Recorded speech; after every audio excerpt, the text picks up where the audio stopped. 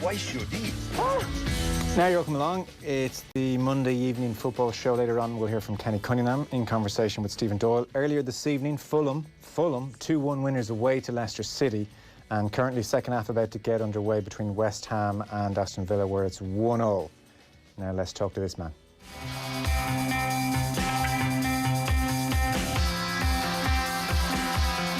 Pat Nevin, good evening. How you doing, Joe? How you doing? Very well. Just realised I look very black on this the screen that we've got up here. I'm not mourning, don't worry. Very avant-garde, very Parisian. Yeah, very much so. Well, it wasn't the look I was going for, but it's been cold here, that's all. Okay. Can I throw something to you? Because I was having a conversation with somebody just the other day who loves his football. We all love our football. And I was saying that this league, this season, is right up my street. I don't think it will last. I think the big boys will eventually get back on top again and we'll see 100-point winning tallies. But for this season, if it is this season only, I love the fact that when I tune in to watch Liverpool-Brighton, there is now a very good chance Liverpool will muck up, or City will muck up, or anyone can muck up, anyone can beat anyone. And I was saying I much prefer this in the main to the Liverpool City basically winning every single game. Now, it had its own dramas within that, but, you know, I much prefer it. And he was saying, oh, no, I want to see, you know, football at its best, and we're not seeing football at its best. And I was countering saying, oh, no, you know, when it's a Tiger Woods or a Ronnie O'Sullivan or a Michael Schumacher, you know, I can buy into that argument because there's a purity about that. I don't really care, you know, if the oil money is put together this brilliant Man City team. It doesn't have the same kind of soul to me. I want to see them getting beaten more often. So I'm loving this league season. He's finding it a bit frustrating. Where is Pat Nevin? Well, I'm not finding it frustrating at all. Yeah, I love the good football, but it's like, you can love cordon bleu, but like a good vindaloo now and again. It's one of them, isn't it? Like, that's just my analogy for that one. Why didn't I think of that analogy to put to him? But you know exactly what I mean, don't you? Because, you know, we've had it for a while. I mean, even look at other leagues, Barcelona being what they were after a while. And after a while, you're thinking, yeah, but, you know, what's next? You know, and you kind of do want what's next now and again. And I'm with you 100%. The City and Liverpool were unstoppable, fantastic, and it got a bit of a yawn for everybody, for it to some degree. You know, out with a bit of chin stroking that we all like to do now and again about how wonderful they are and why they're so wonderful. But yeah, I'm with you. I want to see it. I mean, remember, I was brought up with Celtic and Rangers, and for goodness sake, guys, can somebody else win something for a change? And it was a real lift when I was a kid, when like Aberdeen and Dundee United came through. So it gives everyone a lift. And certainly for the other teams, if they have a little bit of belief. The thing that got me in the middle of it all, when it was at its worst, I mean, I was at the Man City game at the weekend there, right? And they were back to Man City again. But the thing that gets you is you turn up and there is no jeopardy. And just none at all. Yes. And that's not what sport's about, really. I mean, I love the beauty, I love all that stuff, but you need a bit of jeopardy now and again. I mean, you go to a game without it, then you start looking for something else, you start looking for tactics, start looking for the beauty of the game, which is fine if you get David Silva and Kevin De Bruyne and all that sort of stuff. Right, you need it sometimes, and everybody loves it, surely. Funnily enough, I was talking to somebody, a very famous American girl, Heather O'Reilly, about not this similar thing, because they don't really get this underdog thing that we've got. Like, you know, we always really want an underdog, but the Yanks are much more for this, the best of the best of the best kind of thing. But we kind of see that, but we got to see a bit of excitement. That's why we love competitions, isn't it? But you're right. I'm really enjoying this season. But like you, I'm not sure. I mean, in the end, the top teams probably will end up there. The big teams, and most teams that get the most money to spend will end up at the top. I'm not sure it will be the 100 points, though. I'm really not sure about that. I'm not convinced City are good enough. I'm not convinced Liverpool have got the depth of squad to do it again. And one or two teams, Spurs are better now, Chelsea are a bit better now. So, you know, there was a few points here and there. No, I agree. I didn't mean this season. I think they'll get back to it again, or somebody will get back to it again when they recalibrate things. But at the moment, I like, on my Saturday now, sitting down to watch Liverpool away to Brighton, knowing that I've got a match here. And that's kind of the thing. So well, the other psychology, just before you go off it, is the amount of times you watch these games and you know the team's beaten as they walk out on the field. Yeah, it's terrible. But the other side of it is when they lose one or two, then the fear goes completely. I mean, teams take on Arsenal now, and I don't see any fear at all. Don't see any fear for just about anyone taking on Arsenal now. But if they went in a long run, it would kind of psych them out and the managers would go negative against them. So it's great to see it. Well, speaking of Arsenal, the David Luiz situation seems to have been the main talking point. From a weekend talking points, I mean, geez, around lunchtime Saturday, we thought, well, for sure, I'll be talking first thing on Monday to Pat Nevin about Jurgen Klopp. That feels now about 3 months ago. So the David Luiz situation, what's your read on the criticism of Luiz staying on the pitch? That's if we boil it down, that's where we are with it. Well, first of all, it's not a criticism of Luiz. I'm sure you weren't meaning that at all. It was the medics. I mean, in the end, the football folk have to wait for the medics, and the medics make the decisions, and they've got a line of protocols that they follow. But that one was, to say it was on the edge was pushing it, right on the edge. It was a big old done. But I have to try and remember back to when I was playing. When for somebody who didn't head the ball much, I got a lot of head injuries. It's really strange. So for the people that did head it a lot, they must have got so many more than me. And number one, I wasn't the best person to decide whether I should stay on or not. Absolutely. At the time, I'm staying on, and I want to stay on. I don't care what sort of situation. I once smashed and caved in my whole cheekbone, completely gone, the whole side of my face. But I didn't know it had gone, and I was trying to play on. So you're not the one to decide, right? So you have to leave it in A, the medics, and B, the people that are running the sport, and to make the right sort of decisions. And I have to say at the moment, I mean, I'm one of these people that always wants evidence, of, because there's a correlation, it doesn't mean there's a causation, right? That's science for you. That's the way it is. But the way it is in football just now, because it looks so lax, in situations like that, you kind of almost want to say, look, just don't take a chance. Don't take a chance. It's not worth it now. Football's got such a bad history of just wrapping people up. There's a famous quote. I'm sure there's a version of it in every country, but the version of it in Scotland comes from Partick Thistle, and it was a player who was playing, John Lambie, I think, was the manager, and he said, "Oh, he's concussed. He doesn't know who he is." He said, "Tell him he's Pelé and tell him to get back on again." And kind of funny, but not really, because that's the way it was in football. So it's such a bad history that you kind of, you take it out of their hands, but it's out of the hands of the clubs. It's in the medics' hands, but it's also in the controllers of football's hands. And at the moment, they're behind the curve. There's no doubt they're behind the curve.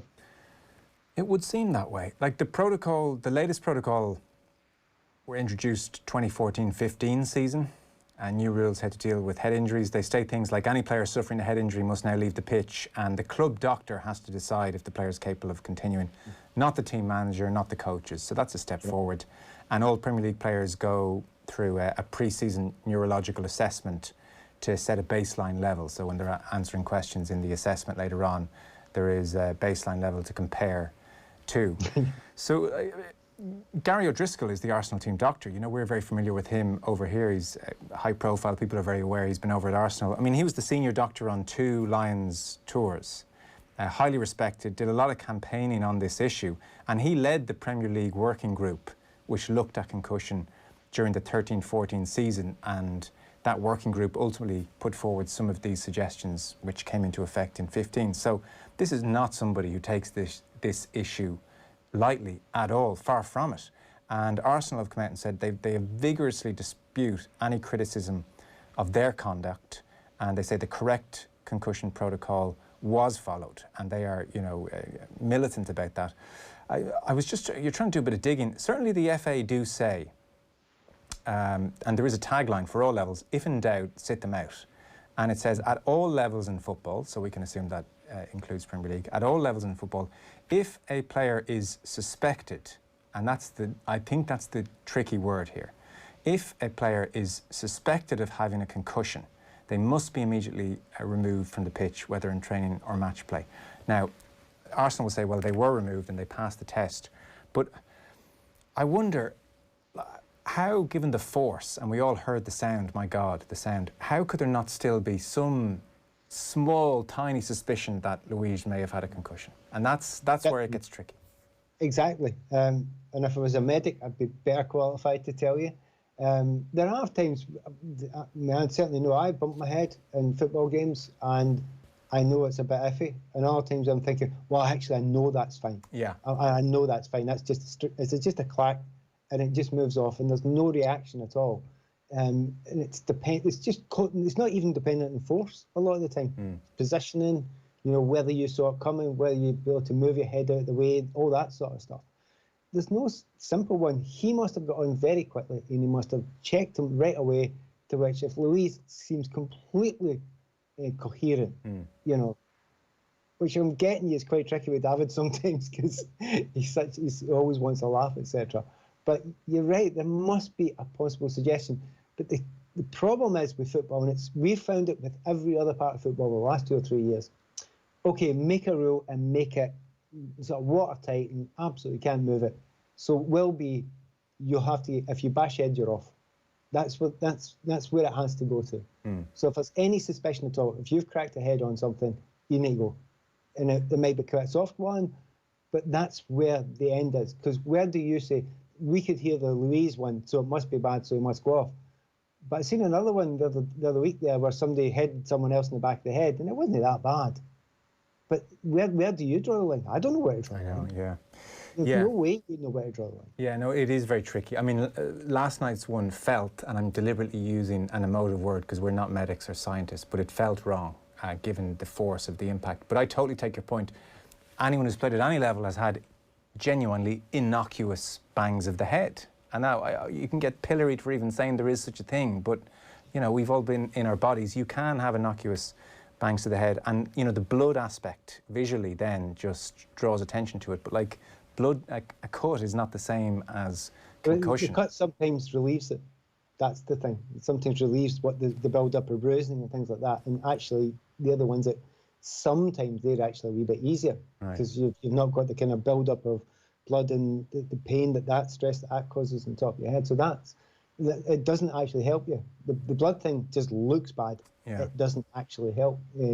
So again, we must be, to some degree, we must hold up to the belief in the medics, and they're given the correct instructions.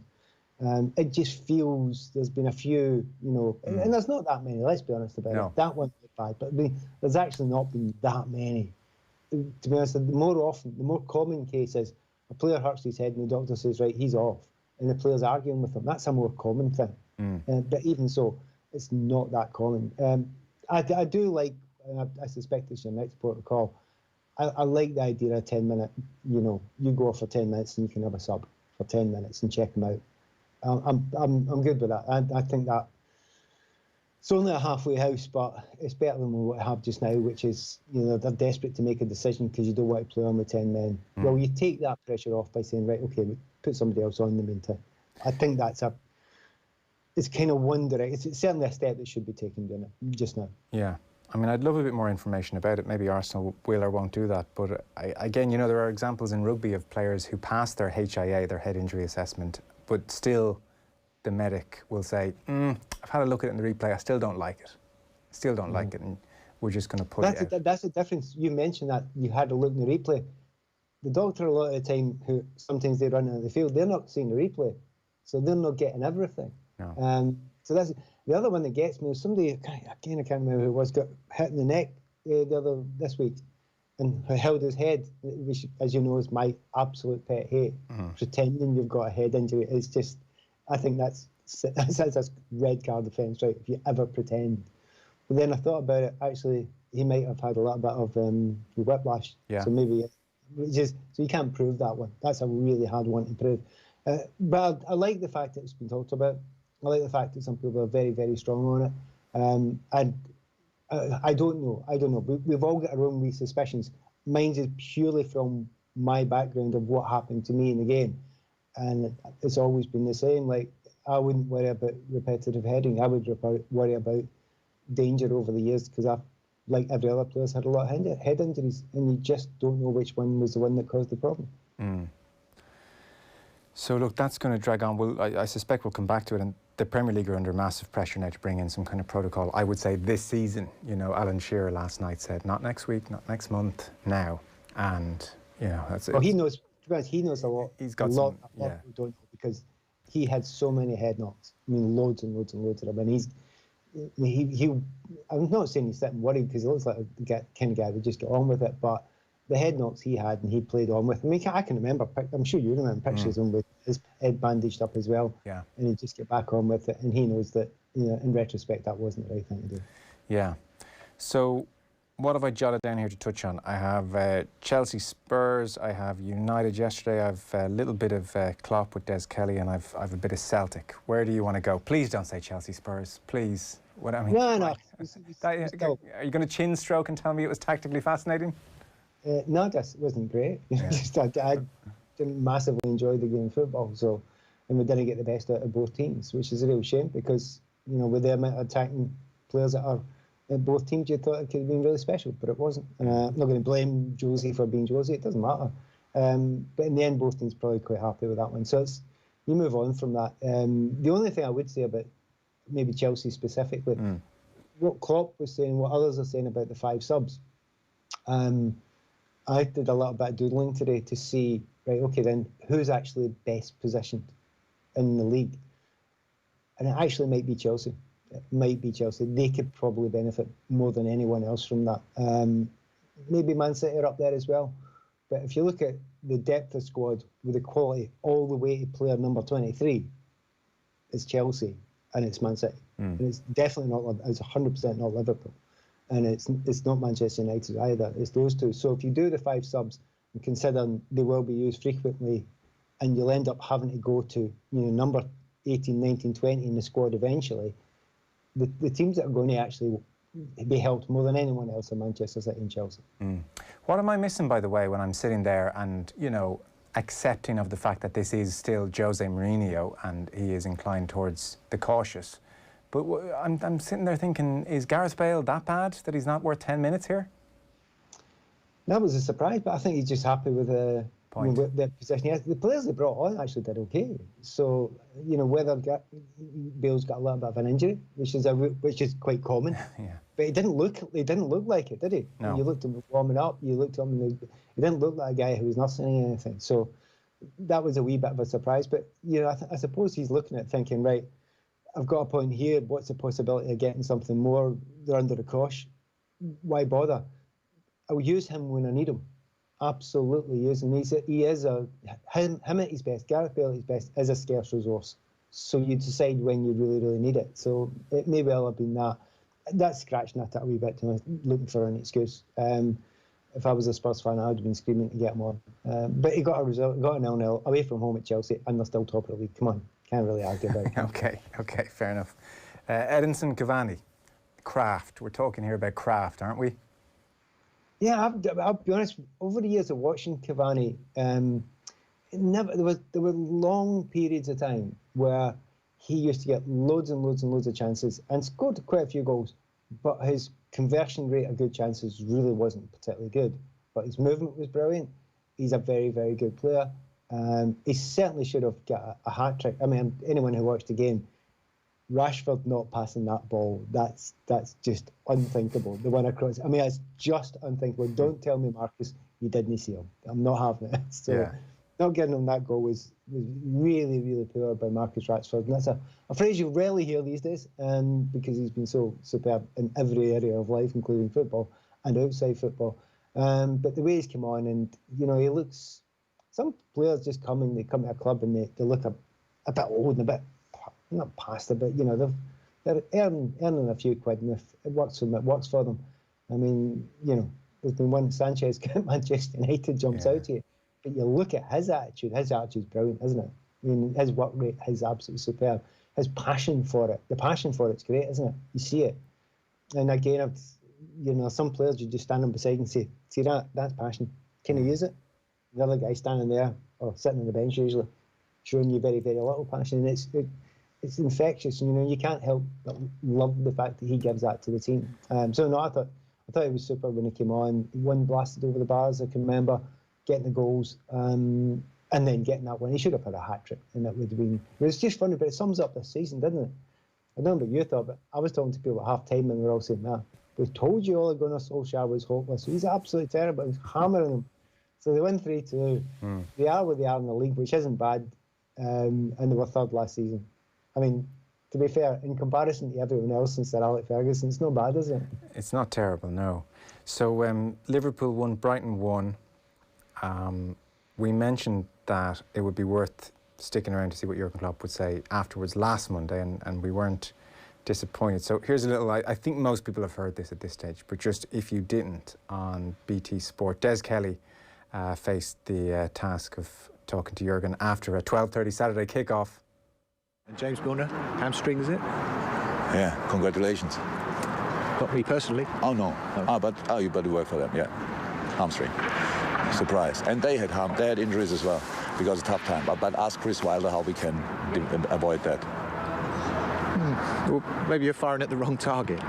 Sorry? Maybe you're firing at the wrong target, because we are broadcasters. We work within the Premier League rules, and the Premier League makes the rules. So that's the Premier League clubs. So shouldn't you be talking to the Premier League clubs? Shouldn't you be talking to I don't know the how chief often I have to say it. You picked the 12:30 kickoff. You. Not you personally, but you did it. Did you? No, us on 12:30. So between now and December and New Year, there's one more Wednesday, and then Yeah, Saturday, but when you say 12:30. you picked the 12:30, the Premier You League picked us clubs on 12:30. chose that slot. There's a reason that slot is there. It's I 'cause told it's you, I said valuable it to now the a couple Premier of times. These are difficult These are difficult Indeed, I know times. they're difficult times. The stadium's empty, of course it's Yeah. difficult times, and the broadcasters are supporting And we have the to. game. We have to. Yeah. They are. But if you play at 3 o'clock or 5:30, it's exactly the same. But It's that Saturday. has different ramifications. You should be going to your chief executive should be with the other chief executives having that discussion. We can't. If you come down here and just to have a go at the broadcaster, it doesn't go anywhere. It's not going to change I'm anything. not a go on the broadcast. I just say how it is. You said it's criminal. 12, You said yeah, it was 12 after criminal the other Wednesday. night. After Wednesday, Saturday 12:30 is really, really dangerous for the players.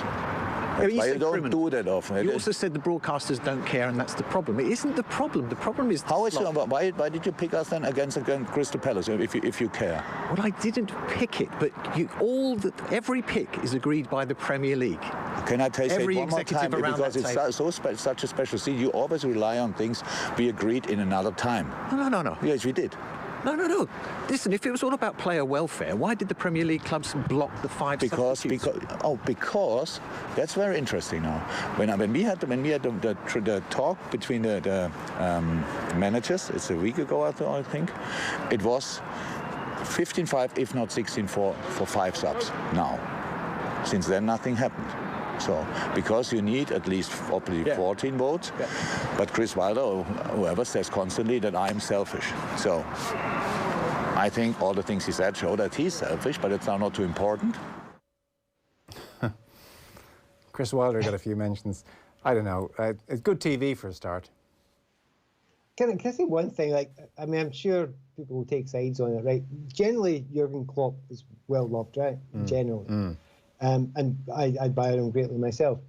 But wasn't it great to see a real journalist, and by the way, Des is a real journalist, having a go, having the discussion, not backing down and trying to put the point across.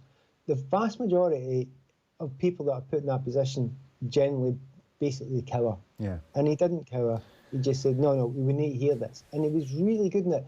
And when you know that the manager's turning on you and he's a perfect position, usually you duck. But he didn't duck. And I was really, really impressed with him doing that. And that's why it was great, because we finally got to see that. And I also loved the fact that Jurgen could have actually started to try and really bully. But when he tried a little bit of power and it wasn't working with Des, he didn't. He came back off it again and he started having a discussion. So, right, I like that. The fact that we had a quite grown-up discussion about it. That was really good. And I thought a lot of people probably learned a lot out of it. And what Des was saying was really, by the way, of course, you know that Des, good mate of mine, etc., but the Des was saying, it's like, you need to get at least to sort this out. There's no point in pointing it at one person. It's not one person or one TV company or whatever that's making the decision. It's the whole thing. It's football together. And I think Jurgen wouldn't be going on about it too much if they had the 5 subs option. The big argument, which Des didn't bring up there, is, you have got a wage bill of how many hundreds of millions of pounds.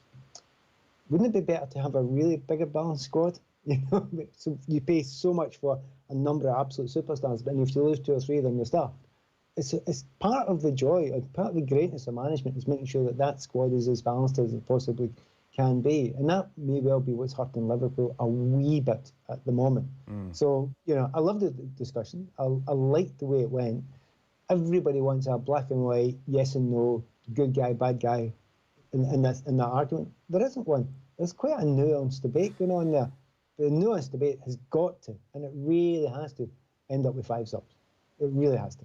Well, it's Chris Wilder's fault, Pat. I mean, you heard it there.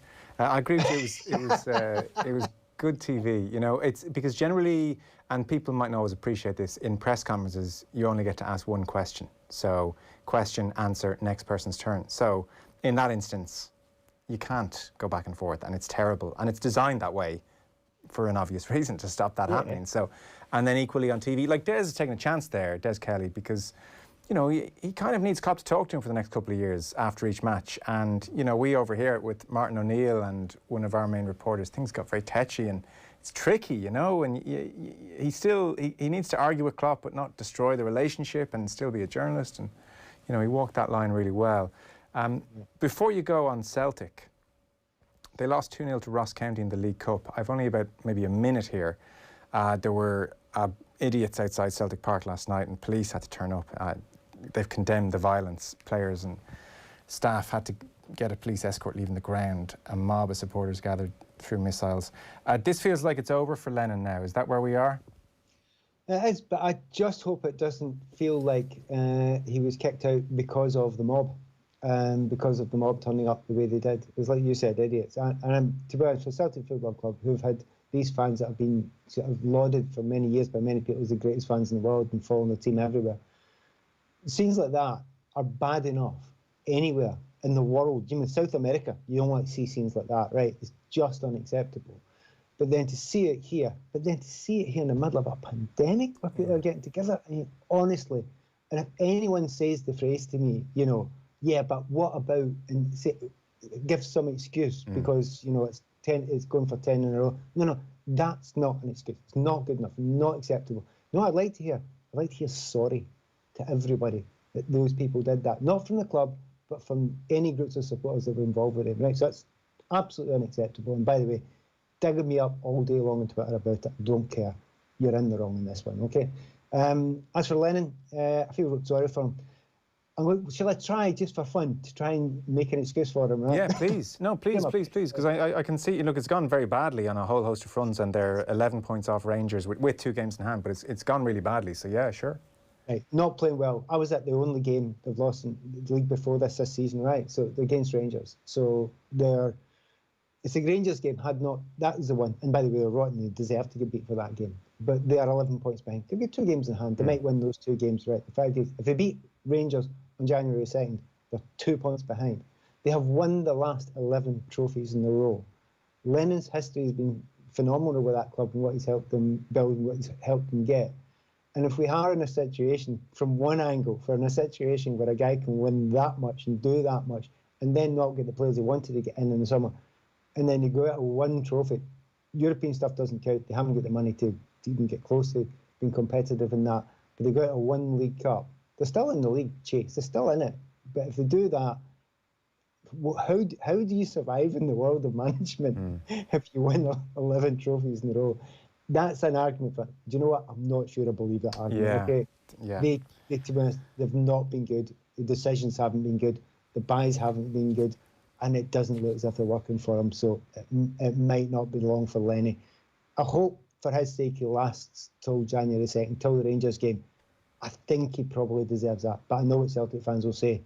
We might lose our 10 in a row by then, and it's not worth the chance. Yes, OK. Pat Nevin, as ever, brilliant stuff. Thank you. Pleasure. Cheers. Football on Off the Ball. With Paddy Power. New normal, same old football. Paddy Power. Gamble responsibly. Gamblingcare.ie.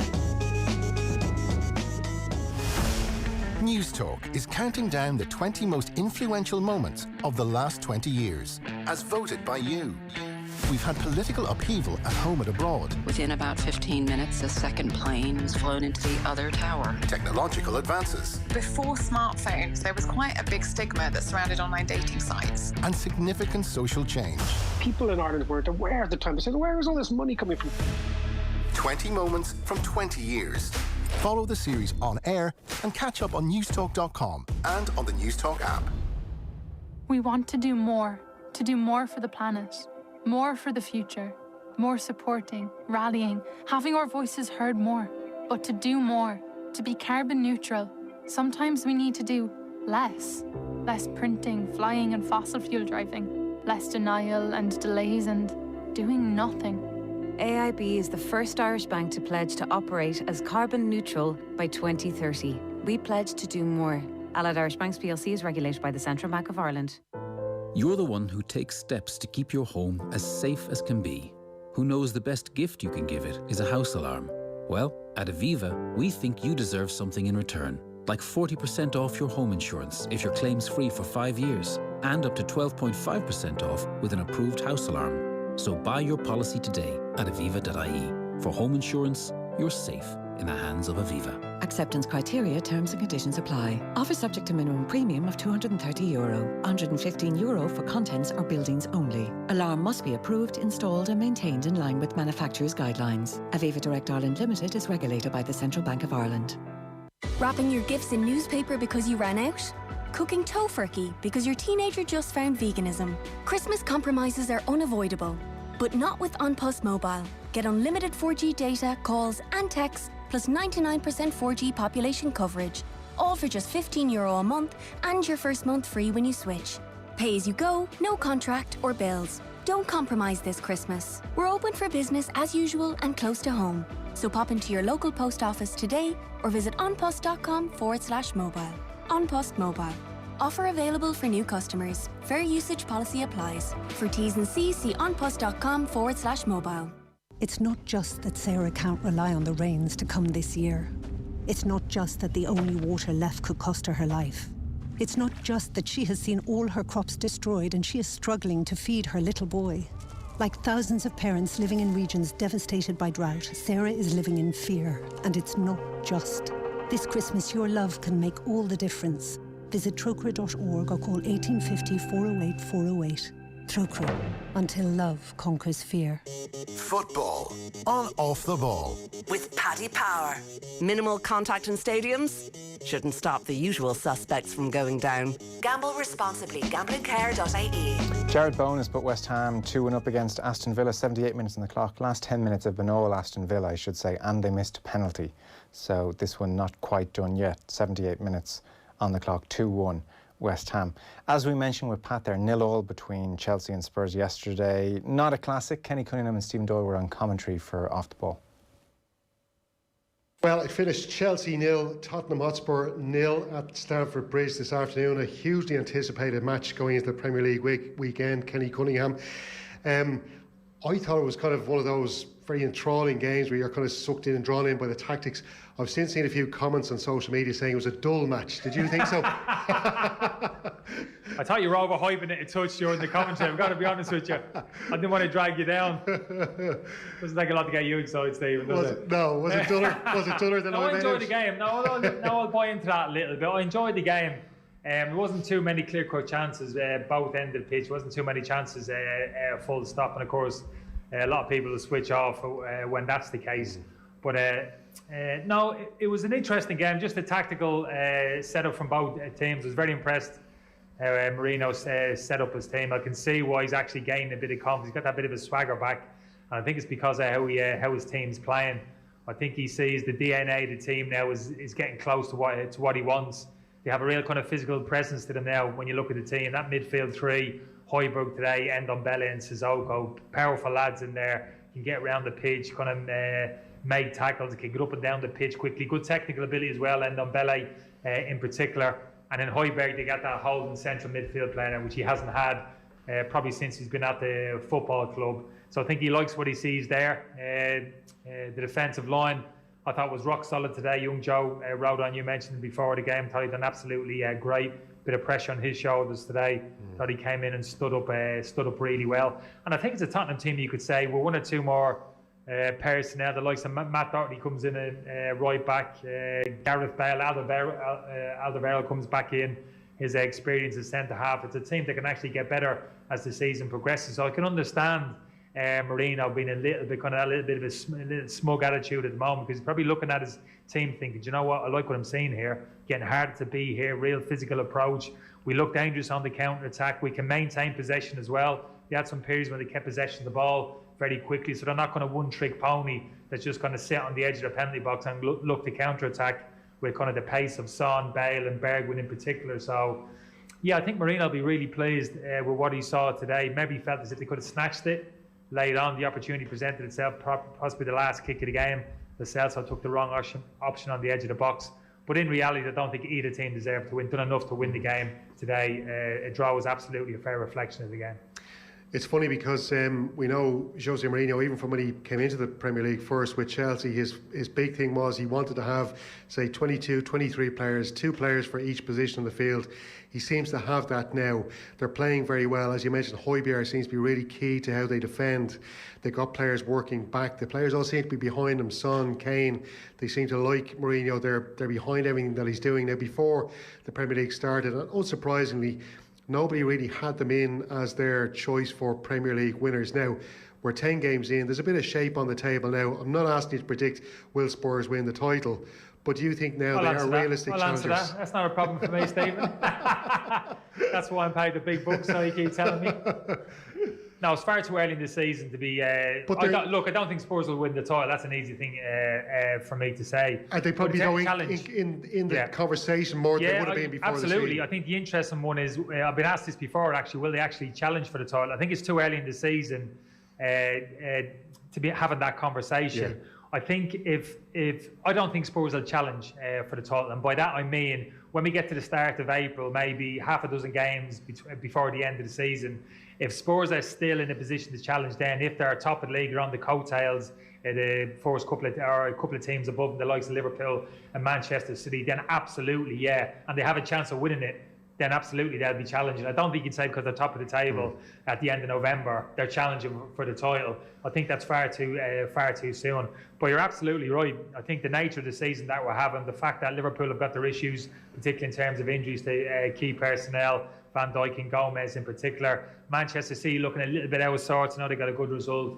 yesterday, but you feel as if they haven't been quite at it. So I can understand the likes of Chelsea and Tottenham in particular are getting just a little bit of sense of, oh, hold on, just an opportunity just may present itself this season for one of those 2 teams in particular to make a charge and steal a Premiership title. We've seen it with Leicester some years ago when the so-called bigger teams have tripped up a little bit over the course of the season of league points, and Leicester were good enough to take advantage on that particular occasion. So that opportunity may present itself, and you're probably right, of the teams we've seen already, probably Spurs and Chelsea are the teams I think best equipped to put a challenge together. I wouldn't rule out Manchester United. Again, it's too early in the season. I think they potentially, in terms of quality of the squad, in terms of attacking quality in the team, potentially signings in the transfer window, you could make an argument maybe for Manchester United inching towards the top 4. But I think it'd be for Manchester United to get themselves involved, it really would need the top 2 to really hemorrhage a huge amount of points. I don't think that'll happen. I think Liverpool will just keep chugging away. Manchester City, I'd expect a reaction. I expect them to come good, particularly second half of the season. So really, I think it's probably Spurs and Chelsea up the chasing pack. You could kind of probably make an argument even second half of the season of chasing down those top 2. But Spurs are the ones who really who've actually surprised me in terms of how much the improvements that they've made, just not only in terms of personnel but in terms of the playing style. They really impressed me today, that performance. Looking at Chelsea, and for all the attacking talent they've brought in, the likes of Ziyech, the likes of, Pulisic is already there, but Timo Werner was brought in, Kai Havertz was brought in.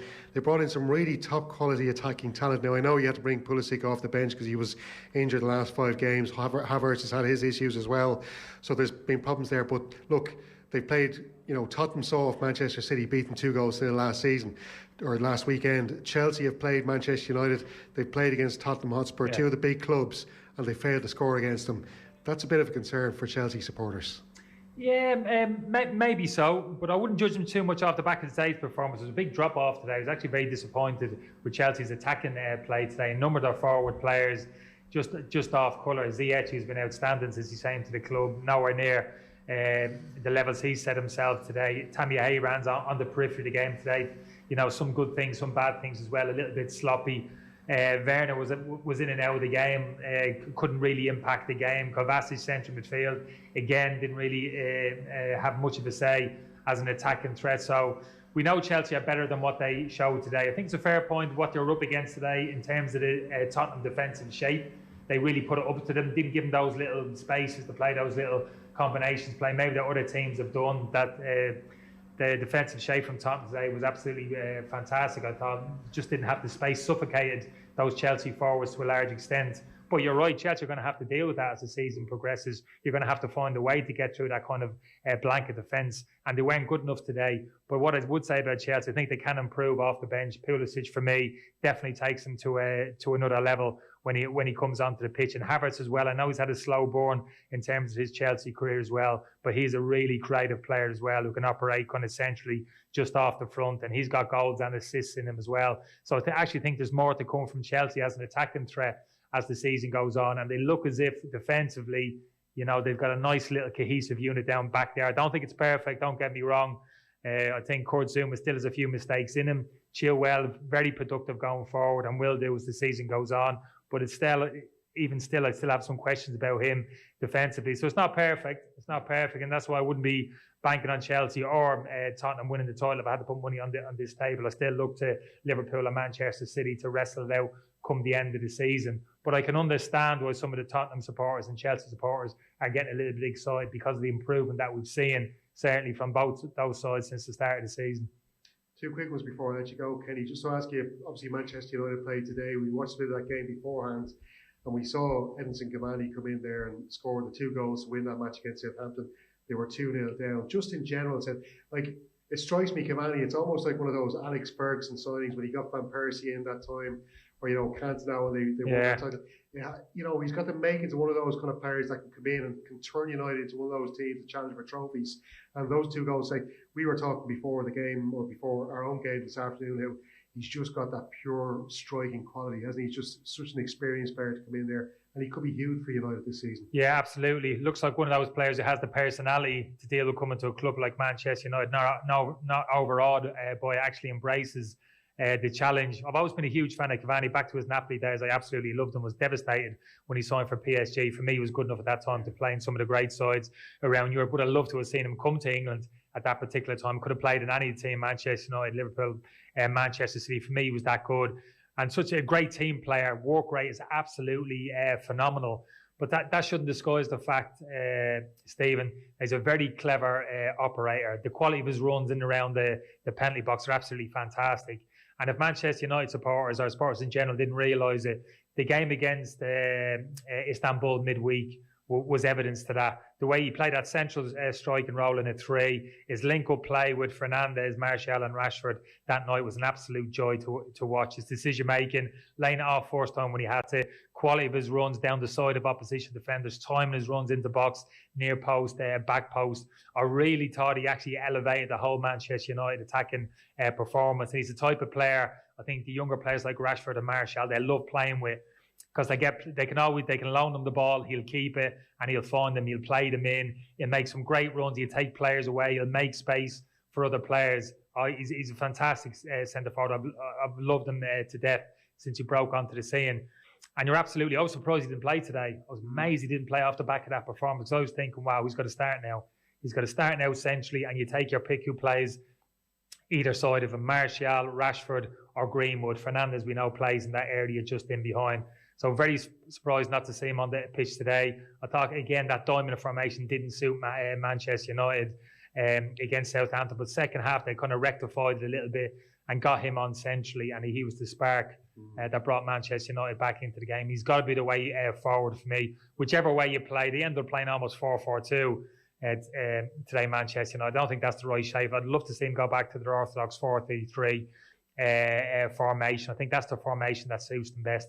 But Cavani down the centre of the pitch, flanked by whoever you want, for me is the way forward for Manchester United. And he gave an indication that again, second half today, the impact that he made. Just if I ask you, Kenny, there's been a lot of talk obviously around Jurgen Klopp's comments yesterday. He had that set to with Des Kenny from BT Sport. I just wanted bloody interviewer, Stephen. You should be ashamed of yourself, antagonising managers like that. He was well prepared, Des Kenny, so all credit to him. But the one thing I want to come at it from a different angle, okay? Now, there's been a lot of focus on the times of the match being played, all that kind of stuff. But look, there's two things. I think there was I actually think there was a bit of Mourinho and a bit of Alex Ferguson in what Klopp did yesterday. From a Mourinho point of view, he's kind of distracted everybody from the performance of his team and dropping those 2 points in a match they really should have won. And perhaps he should have brought Mane on a bit sooner, or probably started Mane. Perhaps he should have left Salah on a bit longer. I don't know, but he's distracted that people from having that conversation. The other thing as well is, Kenny, and you'll be able to give us a bit more on this. If you're a Liverpool player in the dressing room and you're up against it, a lot of your teammates are injured, you're trying to fight to defend your title, and you see your manager going out there and fighting for you like that against the media, against the tournament organisers, that must be huge for the players. Like that's the kind of thing like Ferguson would have done back in his heyday with Manchester United, and that really builds morale. And in a time when Liverpool are struggling to get players fit, this will give them a real boost to see their manager out there fighting for them. Like right. That. Now, I understand the argument that you've made, but I totally disagree with it. Okay. I'd be exactly the opposite. I'd want to see the exact opposite from my manager in front of the cameras. Now, there's a lot of talk prior to going into the game, a lot of talk from Klopp in terms of the fixture congestion, injuries to key personnel, etc., etc., etc. For me as a player, I don't want to hear that. I was never in that environment, that winning environment, like championship winning team, etc. So I understand that. But generally speaking, for being in the dressing room, I never like to hear that kind of negativity come from my manager. There might be some truth to what he's saying, but I don't want to hear that. I'd rather he box that off and put it to the side and be a little bit more positive in terms of his outlook. Rather than saying all of these bloody games we got coming up, I'd rather hear him say, well, let's embrace it. Yeah, the games can't come quick enough. We can't wait. This is the position that we want to be in. Big games coming in thick and fast. I trust the players. Yes, we have injuries, but you know what? I'm not worried because we've got some great players waiting to come into the team. We're ready for the challenge. That's what I want to hear, that kind of positivity exuding from the manager. So I flip it the other way. And even after the game, I understand he had some reasonable points to make, but it was the tone of the interview after, which really, I was actually cringing a little bit listening to him. And again, as a player, it's exactly what I wouldn't have wanted to have heard from the manager. I just thought came across like very sarcastic, condescending. And I don't think it would have a huge effect on the dressing room. That's a battle-hardened Liverpool dressing room, experienced players, serial winners. I'm not going to say it's had a negative effect on the dressing room, but I think the effect that it has is on the other teams, the chasing pack, the likes of Manchester City, Chelsea, Tottenham, their managers and players. When they listen to Klopp react like that pre-match and post-match, for me, that gives them a little bit of encouragement, as if to say, "Ooh, Klopp, he's rattled a little bit. He's, you know what I mean? He's taking the bait there. He looks unhappy. You know, he's having a blast there." That for me, as an opposition player and manager, would give me a little bit of encouragement. So that's why I'm saying I'd actually like to see the totally opposite approach from Klopp. Because I think the reaction from the Liverpool players since the setbacks, the injuries to Van Dijk and Gomez has been great. Yeah. I think they've really showed that kind of collective strength which they have, that kind of winning mentality. They've all come together and kind of ploughed on regardless. The results have been very good since those injuries. You know what I mean? So no need for me, for the managers to be out there front and centre and bemoaning the fact that they have to play so many games, bemoaning the fact that he's picking up a few more injuries, bemoaning the fact that he can't use 5 substitutions. Just basically stop moaning. Stop moaning and start giving your players a lot more credit and be a lot more positive and put out a lot more positive spin, not only to your players who will be watching, but to the general public in general. Great stuff. Thanks, Kenny. Have you picked one, Limerick or Waterford, yeah, for the All-Ireland final? I'm sticking with Waterford. After that, I didn't see the game today, thanks to you lot. Yeah. But that second half performance from Waterford last night literally had me, I was engrossed. I was I had massive buy-in from me, so I'm going to no Waterford connections, obviously, but might gone down caravan down there back in the day. That was Wexford. No, I don't think we made it past Wexford. Joe, into Waterford. delighted anyway to hear that. Thanks very much, Kenny. The main man, Kenny Cunningham, talking to Stephen Doyle yesterday. Commentary every Sunday from the Premier League here and Off the Ball. Into injury time, West Ham 2, Aston Villa 1. Villa just had a goal disallowed. VAR intervened. Offside was the verdict. So still 2-1 West Ham with about a minute to go. Football on Off the Ball. With Paddy Power. New normal, same old football. Paddy Power. Gamble responsibly. Gamblingcare.ie. Have you taken the Guaranteed Irish Challenge yet this year? It calls on everyone to buy one gift from guaranteedirishgifts.ie. It's an altogether better way to save jobs, communities and local businesses. So look out for the Guaranteed Irish symbol when you visit guaranteedirishgifts.ie. The moment you see the Volkswagen you want